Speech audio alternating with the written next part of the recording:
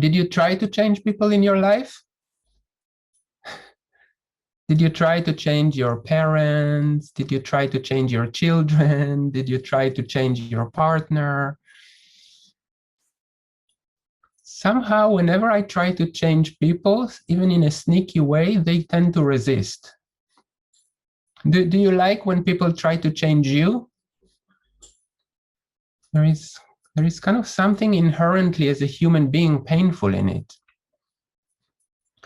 And this is what basically the jackal is trying to do the whole day long. I'm trying to change you in order to meet my needs, which is what I like to relate to as a horizontal use of power.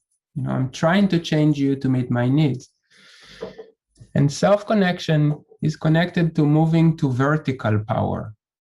It's like, you know, all how I wish the other to change in order to meet my need, I want to be the mama and the papa of my need. You know, for example, if I want the other person, if I say like, why do you don't listen to me? Why you are so like, it's all about you. Why you never listen to me? See, I'm hoping that will inspire the other to listen to me. But I want to then be the mama and the papa of my baby needs. Needs are like babies.